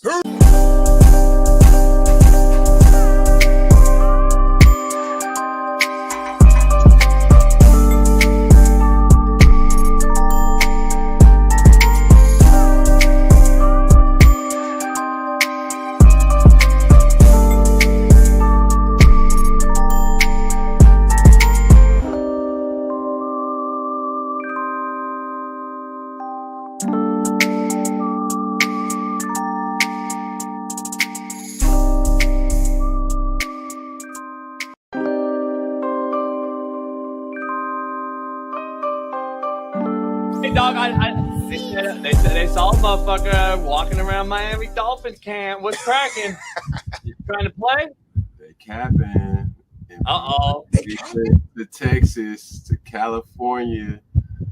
I've been here in Atlanta in my studio creating content as an influencer, as a YouTuber. You know what I mean? Oh, shit. Hey, lying. That's crazy. It's crazy to me to just make shit up, huh? Yeah, I've been telling you, ass. You know how it go, bro. They look at what's hot, what's popping. And I think one of my missions being in media is you still have to vet the information. These days, they want to be the first to post. Hey, I said it first, blah, blah, blah, not having any truth or merit to it. And it's like, my girl hit me yesterday, said, motherfucker, you in Miami? You in Charlotte? Hey, yeah, that's real. Hey, girl gonna find out. She gonna be like, "Where the fuck you at?" FaceTime you. Hey, where you? I thought you said you was a. Because a lot of people live vicariously through you. So what happens to you, it also happens to them. So even your outreach, they like, yo, congratulations to Cam. Blah, blah, blah. Hey, hold on, let me make sure he ain't. You know what I'm saying? So I definitely heard it. I definitely seen it, and this is a fedora that I have on, but what most people wear on their hat, this was a definitely cap situation. You know what I'm saying? Cap it. Hey, I told people before, I was like, man, I recruited Cam years ago when before he went to Blinn, and you signed with Franchione's kid, and I was like, man, I was trying to get that motherfucker to Compton, boy. Your take with Tyreek Hill getting pulled over, Smitty and I had a huge argument about it. I saw your take, and I'm like, we had an argument, and then and I was like, does that go back to JUCO though? What you just kind of stated is saying, hey man, I got a different look, I got a different eye now on these folks with my skin tone, and the motherfuckers that maybe they're not just what everyone else in the media uses as an agenda. I told Smitty and I said, when you got a kid, when you have a daughter or a son, and you got a different lifestyle, you'll tell that motherfucker to keep the motherfucking window down. 100%. And I think it changes people's mindset. And Smitty young, Smitty 30, and he's like, well, still, two things could be true. It didn't have to happen afterwards. Like, well, yeah, but it would have never got to that point. And I think that was your take as well. But does it go back to JUCO looking and saying, you know what, Franchione was a white boy, and he actually looked out for me. It's not just, do you look at that now as a grown man and say, that might have changed my thinking? Well, that's a whole loaded question. The first, I will go to the Tyreek situation. Man, I love Tyreek, bro. A Georgia boy who, I have the utmost respect for, and his skill set and talent, right? When I look at my takes as a sports personality now, covering sports in a football adjacent show, so to speak. Yep. It's my job. I looked at it like I was the OG in the locker room, where people don't say it, but they always want to hear what you got to say, right? Yeah. And when I analyzed the whole situation, I was one of the million people that heard and got the ESPN update on their phone as I'm walking into church, and I'm like, what? Hold up. So, do we have footage? Do we have this? And then when you see the initial footage of him on the ground, it's like, oh my God, what the fuck, right? Right. But when you get the whole police dash cam and you see what transpired and how it escalated and how it could have been de-escalated at times, he didn't uphold his end of the bargain. And as any true friend, as any true person that's in your social circle or any true teammate, it's your job to not just be the yes man, to be like, yo, bro, I'm not just going to be like, yeah, dog, you could have got foul. Yeah, like, you foul. Hold on. Yeah. Hold on, Tyreek. Like, my boy. You got out, bro. You could have handled that way differently too. And even with this situation, a lot of times cats don't be willing to lose a friendship because of the truth. It's like, yo, bro, I'm just here to report what I deem you to be and uphold yourself and your morals as a way. It could have been anything. Obviously, it was a police situation where I tried to give perspective for my children, right? And all children. But it could have been a domestic situation. It could have been, you just acting as if you're normal in a club where you're being disrespectful, belligerent, whatever you want to kind of call it. These are things that accountability has to be held at all times.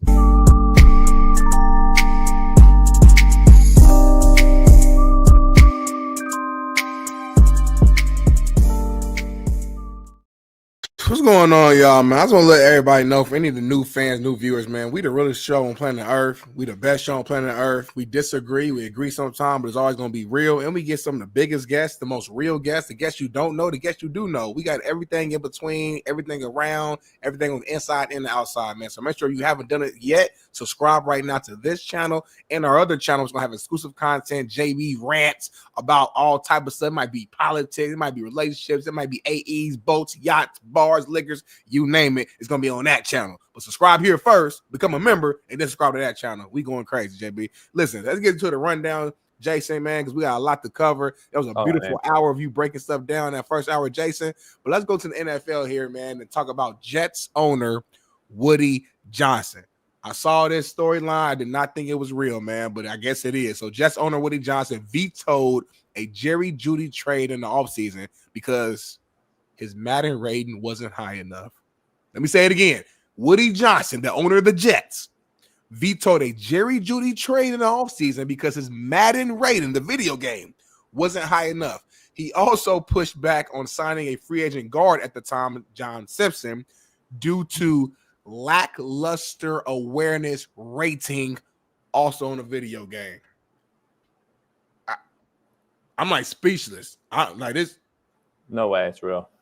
I think it's real. The Athletic is a legit source. Like, that's a legit article. That's legit. That's 100% real. This is insane, Jason. I don't know how this got public. I don't know who put this out. I don't know if that's what I'm saying. Who knows? I don't know. But whoever put this out, they hate Woody. I would have went to my grave with this information if I'm Woody Johnson. This invalidates, discredits, whatever word you want to use, takes away all credibility, Jason, from who he is as an owner, a football mind, Jason, and just him as a leader of a franchise. You literally first of all though, is Woody Johnson playing Madden? Like, how does Woody know what the Madden rating is? Like, did his grandson tell him? Or is Woody Johnson just up in the fucking press box just played Madden during his off time? I mean, he is rich as hell. So I don't know, Jason, but this is crazy. I want to hear what you're going to say about this, Jason. Don't say my name again during the whole show, or I'll block you on all social media. Here's the thing. Who gives a fuck? Like, can we be the realest show and just, I appreciate you. I appreciate you breaking that down so eloquently, Darnell. And I love the fact that you really took 5 minutes and wasted your breath on that. But who gives a fuck about this story? This team is irrelevant. The quarterback's old. Garrett wants a trade. Sauce Gardner's weak.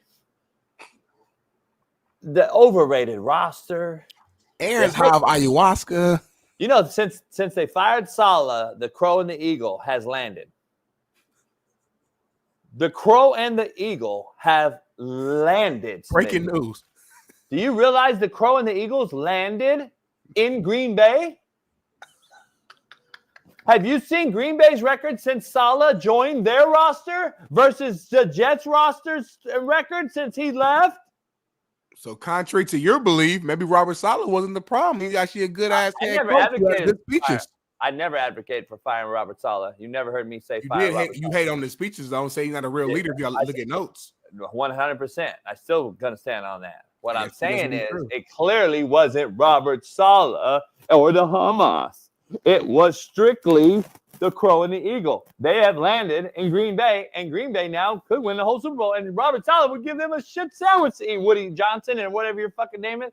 This shit, listen, man, this is an unbelievable, ridiculous story. Get your Johnson & Johnson baby powder ready to powder your balls, motherfucker, when you're buried face down, ass up, because you have ruined this franchise. You haven't done shit since you've been the owner of that fucking franchise. No wonder why this is such a fucking shit organization. And I'm going to be honest, I've got inside resources from a buddy of mine who's on that staff that I won't tell you who it is. What's his but name? Listen, I've heard Vrabel is a done deal, and he will be the head coach there. That's a good hire. Now, that's a hell of a hire, I will say. A leader, true leader of men, defensive mind, has shown success, can bring out the best in his players. I like that hire. That might be one of the best decisions that, I guess, Woody Johnson. Hey, Smitty, you talk to me a lot about stopping, like, talking to people. Like, stop, JB, you don't need to address the chat. You don't need to do the It's ironic to me that a guy that's big on social, that's like has a big platform and is known, won't shut up. I don't know if you've been watching this, but he looks horrific. I want to know if he has like a PR team or if ESPN's like telling him, "Hey, dog, you got to stop." Ryan Clark has put his foot in his homie. He's doing videos like right now. about Aaron Rodgers and Pat McAfee still. I saw a video last night that went kind of viral, responding, breaking everything down, and doing all that. Why is he defending stuff? Pat McAfee hasn't even responded. Like ESPN has a civil war going on, and it's fucking crazy. And what do they say? Content creators now? I'm here for it. I'm here for it all. It gives me something to talk about, homie. It gives me something to talk about. I want to do something too. I want to do something that they jump in. Jump in on it, homie. You know what I mean? You said it's a civil war, so is that white versus black at ESPN? Was that what we're saying, or is it more just? Nah, I don't think. I hope not. Right? I hope we don't say civil war is white and black in 2024. I think civil war meaning like the alpha dogs, the elite of ESPN. I think are the because Pat, I think, controlling the narrative right now. Like, he's fucking fiddling these cats. Stephen A's trying to be like Pat, wants Pat money, and then Ryan, which is all crazy, right? Because this is a guy who started a show from YouTube. Are you saying Pat, honey? Are you ESPN specifically? I'm not talking about everything else. You saying Pat makes more than Stephen A at ESPN? He does. I know. I'm asking. I'm not. I didn't know that. I'm not even close. Yeah. That's why he went there. And Stephen A wants Pat money, homie. That's the old issue. Why has he been talking about leaving and I want $20 million a year and blah, blah, blah. I ain't gonna lie. Say your opinions on Stephen A can be whatever it is. That man works hard as hell, and he's everything at ESPN. Now it's him and Pat, but like Stephen A, I might see him on First Take. Then I'll see him on like the pregame NBA show. Then he'll come in post game with street clothes on, just talking about quick reactions to a game. Then they use him for all things. So hey, I feel you. But back to your original topic though. Yeah, I don't know what's going on with your boy, man. Like I said, he won't stop talking though. That's just that's all I'm talking about. That's all I'm saying. I don't even know. I haven't watched one video he's done. I don't really even care, dog.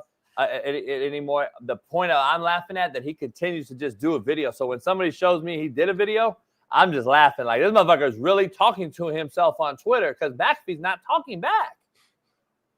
Well, most of the video that I watched the one last night, most of the video is like 99% is tailored towards Aaron Rodgers. I think he do like a one line. Which is even worse, which is even crazier. Like, dog, that's their boys, homie. Like, you're not gonna get away. Like, does he not understand? I get it.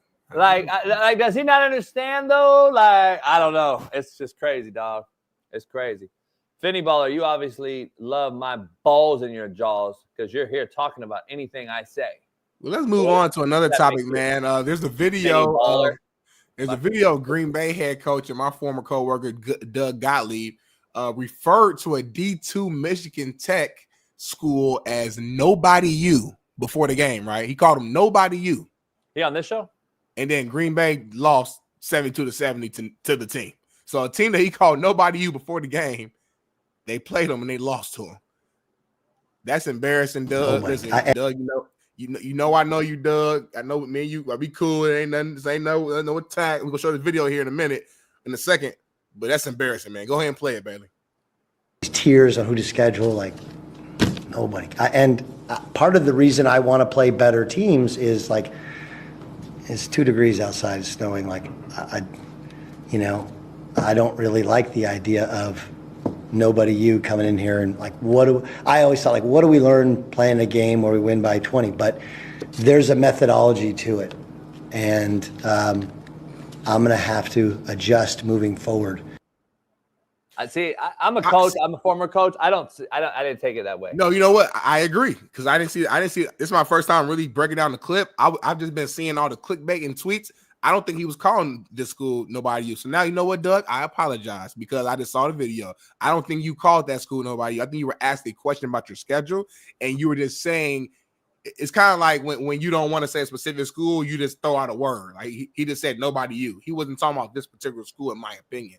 He just was saying like sometimes you got to play lesser talented or lesser known schools on your schedule in order to grow, learn, get better, etc. So yeah, I think that's just clickbait, man. We live in a world where we're looking for the one phrase that Jason said on the show that we can use as a headline that can blow up and cause riffraff everywhere. Drama sells, man. Sex sells and drama sells. If you got those two, you're gonna make some money or you're gonna get some attention on you. And that's the world we live in, unfortunately, Jason. Yeah, it's unfortunate. I'm getting text by everybody. It's crazy. This video is crazy. It went crazy, and it's unbelievable. I appreciate everybody wanting my insight on this JUCO thing. I can't give you much more because I don't know.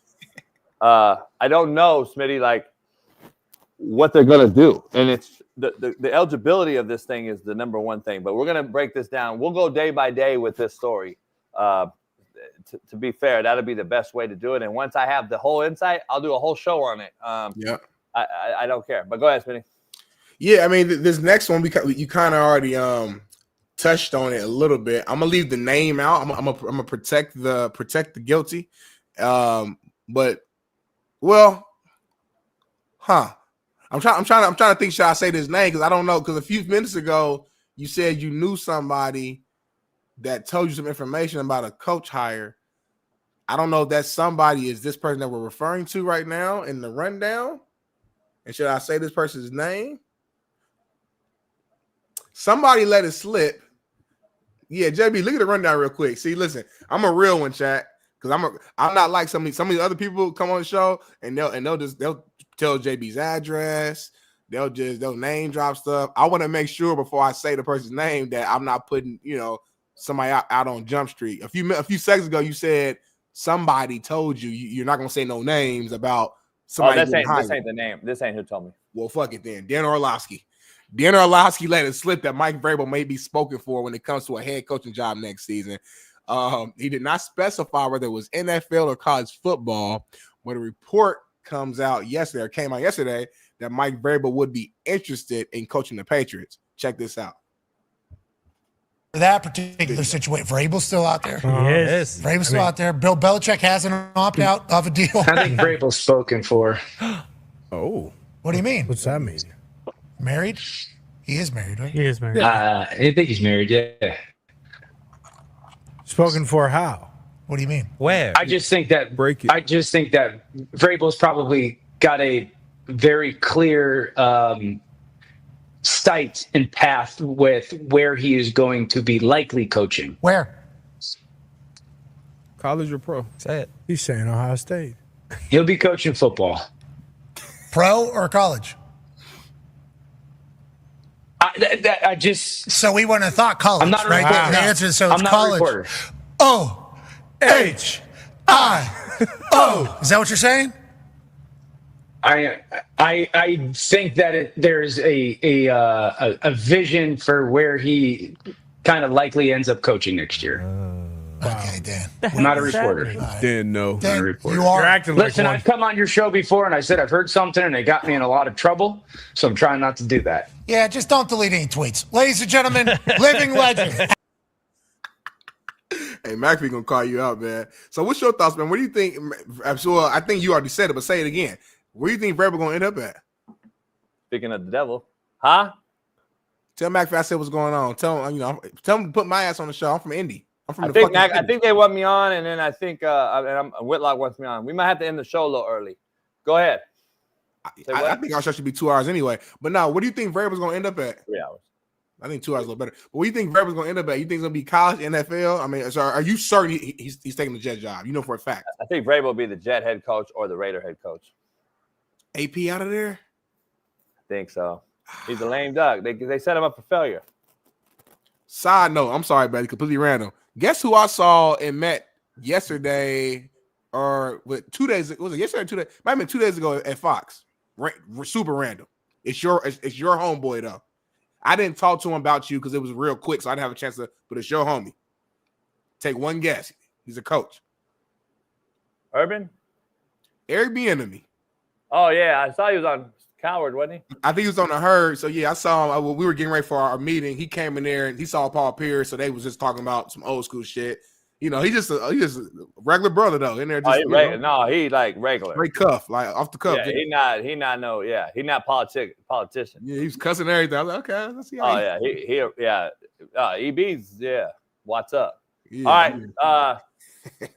My fault. I know that was random. I just forgot to tell you that. No, you good.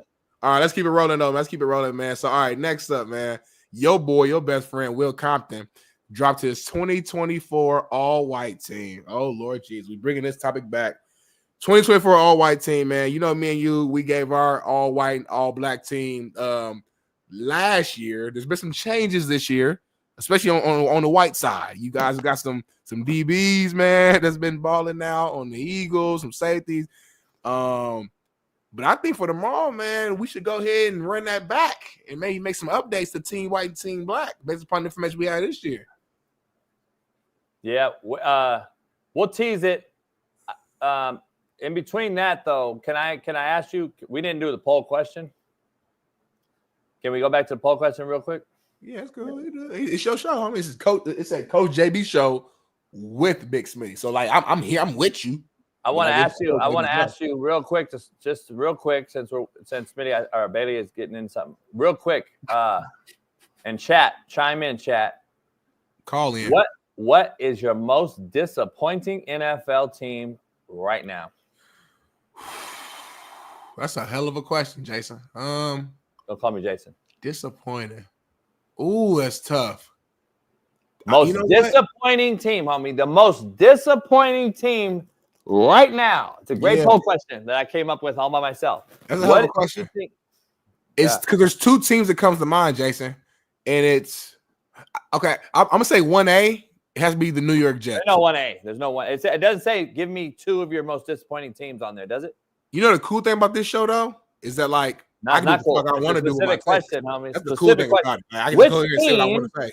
Team is singular. Which team is your most disappointing NFL team? I didn't say give me point 1A, 1B, 1C. Let's give everybody a trophy like Smitty always wants to do. You ain't never seen somebody answer something with like a name with a slash, another name next to it. Like can't even agree to have a fucking simple poll question without turning it into an argument.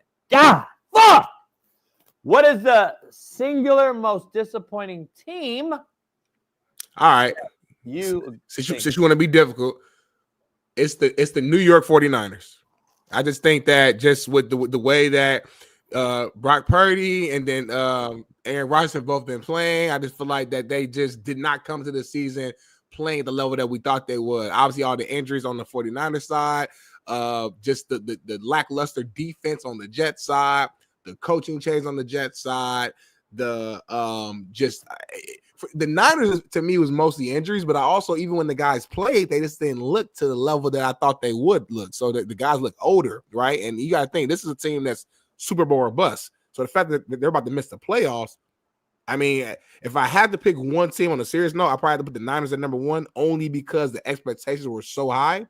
But the Jets is right there on their ass. Pause, because the Jets, man, we thought Aaron Rodgers, Sauce Gardner, we got Quentin Williams, we got all these big time names.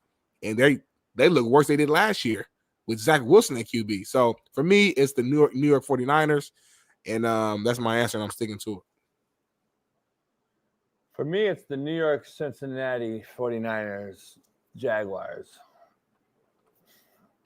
Fuck.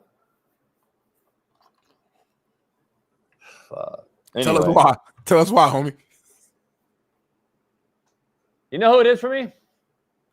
The Giants. Oh, that was expected, homie. Nah. Daniel Jones, the quarterback. Were the Jets expected? No. Jets been healthy for the most part.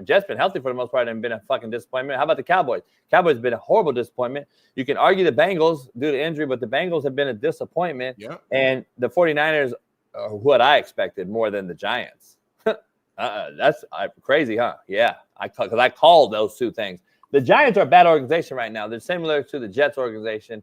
The Niners are an aging group with a lame duck, overrated head coach who doesn't understand how to win big, meaningful games. And then when you don't know how to win big, meaningful games, what happens is over time, they lose faith in you as a team and a roster. No matter how good the talent is, if they don't have faith in you winning a big game, like 2 Super Bowls and the third one that you called an offense in, it starts to say, oh, shit, we're never going to win. It don't matter how good we are. We go Super Bowl every year. We're never going to win it. That's what weighs on you. So that team, to me, is a lame duck team. But the most disappointing is the Giants. You got rid of your quarterback in the middle of the year. You've gone back to the fucking Danny DeVito. You got a head coach and a GM that gets rid of Saquon Barkley in the offseason and think they're going to be better? I don't know. But Tomorrow my we'll do that is that, bro. Like we all, I guess you're the only person. Everybody else in the whole country knew the Giants were going to be shitty this year. You're the only person that had hope. We knew when you gave away Saquon Barkley in the offseason what it was going to be. We knew what Daniel Jones was or what he wasn't. We knew that the organization was a shitty organization right now. Like all these boxes, all these things that have happened, we knew. So how can you disappoint me when I know who you are? Ooh, man, I'm getting messages from real people too. It's crazy, like real. Oh, you love the fame and the hype. I like to be incognito. I don't like to put all my stuff out there. You love the attention. You're an attention whore. I'm not calling you a whore. You're an attention whore. I'm 1000% a whore. I wear that shit with fucking great pride. You can't be a whore with two. Never mind. Man, it's going crazy. I'm just looking on Twitter. It's crazy going on right now. We're doing a show right now, and what we're gonna do is for the last 10 minutes, we're gonna bring back the Will Compton topic that I use. I know we kind of cut that short because you want to get the poll question in, but again, he did make his 2024 all-white team. I don't know if we have a list or a video or something that we want to show. I think Will Compton's scary. I think he's scary. He picks and chooses who he wants on his show. He's too scared to have me on his show. So I don't really want to talk about Will Compton. But go ahead. All right, boys, I'm looking over this all-white 2024-2025 class, and I got to tell you, a lot of grit and spit, a lot of creatine monohydrate in this class, a lot of good milk in the rookie class. And before I get started, to all the Caucasian men, myths, legends aspiring to be on this list, look somewhere else. The stats show you. The stats tell you you have a better chance of being struck by lightning. You don't get cringe vibes? Add that on top of being white, making a team like this. A demo that takes up 25% of the NFL, down from 70% in the 60s. Same thing. Go be an astronaut. Let's get started. Quarterback, Josh Allen, Joe Burrow. Welcome. These are repeat guys. They're back on the team this year. Josh Allen, Joe Burrow, the cream of the crop, some would say. Running back, CMC, Christian McCaffrey. I know he's had some injuries, but look, when we need him, he's going to be there. When we need him on this team, he's going to be there. No, he's not going to be there. His backup this year is going to be. We had him as fullback last year. We're going to move him to a running back spot this year. Kyle Juszczyk. Juszczyk, a little versatility, can run in between the tackles, can catch it out in space if we need to, if we need to split him out wide. And leading the way blocking for him, there's going to be a new addition to fullback this year. But the starter, Patrick Ricard, big, thick boy. Patrick Ricard leading the way, another two-timer. And we're going to go ahead and take Alec Ingold. There might be a question mark about Alec Ingold. Like, well, he could be – listen, he's got a teaspoon of Nesquik and a full glass of milk. He is with us. If you saw the piece that they did on him a couple weeks ago with his family background, wrestling in Wisconsin, he's a white boy. You look at tight end, you talk about, again, I said quality milk in the rookie class, Brock Bowers. Best at his position. He's way too passionate behind it. Offensive rookie of the year.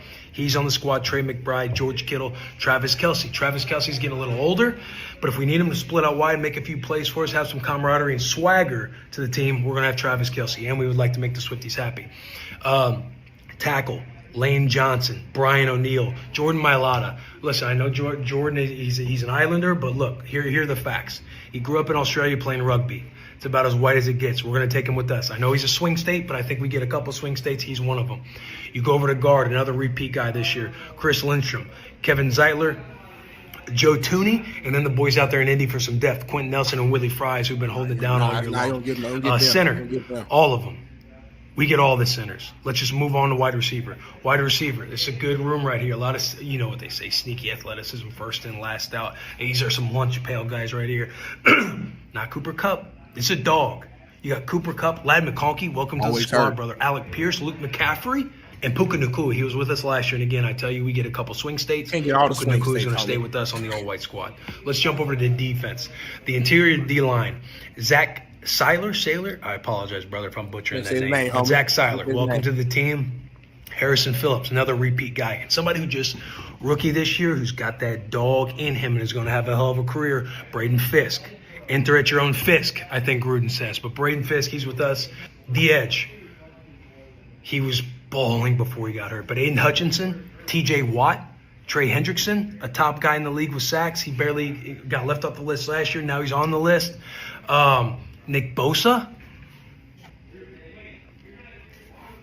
And also Max Crosby. And look, I think Max can also be up for debate here because he dresses like a XXL pit bull sold on Instagram, and he probably says the word. But Max, I know you're watching this. You are still with us. Word. What word? Let's go to linebacker. Yeah, I've heard that. I need to hear from this dude. I don't hear nothing. That's your boy.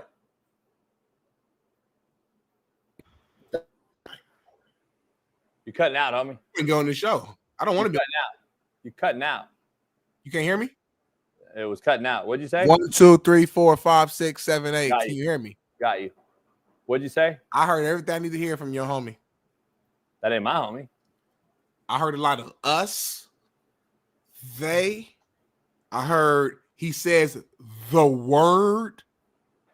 I heard what else he say? He said something else in there, JB.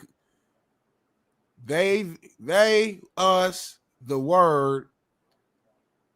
Can I say the word? JB, we homies and all that, and you good people. Can I say the word? But there's certain things.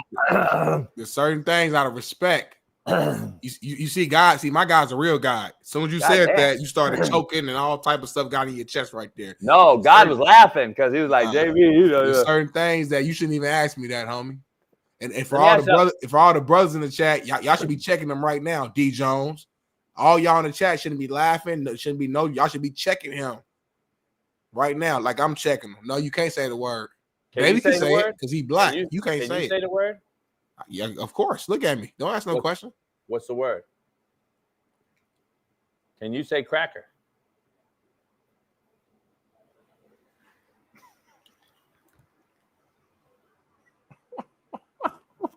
I hate you, Jason.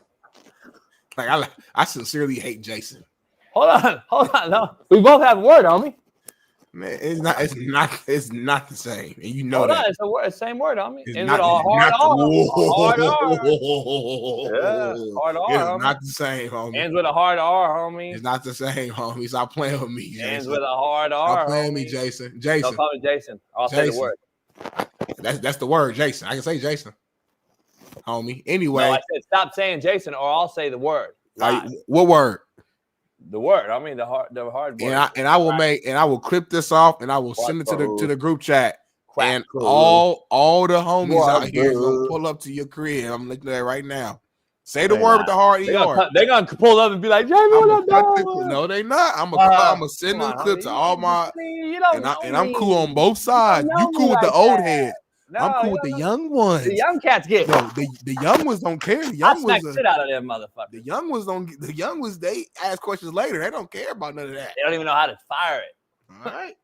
Have you seen it on Instagram? Motherfuckers shooting each other. I ain't saying nothing about shooting. Hey, man, I gotta make our list tomorrow though, man. We got a lot. Make our teams tomorrow. Team black, team white. My list's gonna be better than yours. It's gonna be way better than Will Compton's. I don't know if we need to do it, Liz. I think it's old and news. We can do it. We can be better. We can do better. We can do better because we're a different show. We're a realer show. We can do better. I think that shit gave me cringe vibes right there. We already saw that story. We gotta do something new now. Well, you the one that wanted it on the rundown, so I'm just following the rundown. I didn't even see the rundown. Bailey's been traveling. He's been doing it in the air. He did the rundown. I didn't even know about it. No, don't put it on Bailey. I heard that particular topic. You said that to Bailey, and he was like, "You got to get this in, bro. This Will Compton got his team, all team white. We got to get this in." Yeah, that's not how it went down. You're a fan of Will Compton. Like you've been trying to get on bus with the boys for a long time. Thank you, Factor Cat. Thank you. And I brought it to the show. Protect you, Bailey. No, I don't care. I brought it to the show because I figured this would be a yearly debate. And Smitty was a little sensitive about it and didn't like what Will Compton had to say. It was funny though, Smitty. You got to admit. And I don't know. It's up to JB though. His show. It was mid to me, brother. My comedy, your comedy. There, if you're 20 years old, brother, you're young. I'm 31. Might be 31 a couple weeks. So my comedy a little different. Hey, we got to end the show early, man. This is perfect time. Listen, I think I'm not sorry for it. I've been real from the beginning. I think our show is at its peak. It's not 2 hours. 2 fucking hours. Yeah. We end on a high note, high energy throughout. The only reason why we do the last hour for all the fans, because we really show, is because there's certain guests that can only get in on that last hour. So JB decides to add an extra hour for those guests. But my only pushback for that is that theory. Why not do 4 hours in? Because we might be able to get another motherfucker at 9:30. Why not do 5 hours? Motherfucker come on at 11. So We now could. when you're appeasing to the other people, you're not doing your full structure. The best show, I look at the numbers, I break it down. We reach our peak at 2 hours. So this is perfect ending for me. I mean, this is I got time to do some shit now. This is perfect. I'm cool. Tell Pat said what's up. Tell Whit like I said what's up. And hey, make that money and send me a piece of what you make, and we good. Is Jason froze? This motherfucker. I thought he was over here playing around, y'all. Look at Jason. You should have kept that picture on there, baby. I was about to roast his ass for 2 more minutes in the show. But listen, something just happened, man. Our computers have been overloading, I think, because I've been having the same issue. So he probably just lost his stream. But we do need to go anyway. I know he needs to go ahead and hop on. I think he's going to be on McAfee today. So make sure y'all check that out, as well as Whitlock. So JB's going to be working. I got some stuff to do to make some money, pay these bills. But appreciate y'all, man, for tuning in to another edition of Coach JB Show with Big Smitty. Make sure you become a member, subscribe. We're gonna be in a Discord all night long. We're gonna it's Thursday, so we're gonna be turning up, taking shots, talking about whatever. So make sure y'all meet us there, and please subscribe to the other channel as well for all exclusive backup content as well. And yeah, hey y'all, it's a great day to have a great day. Be your best, make that money, and remember this: the best you is the best you. Barely takes away. We out.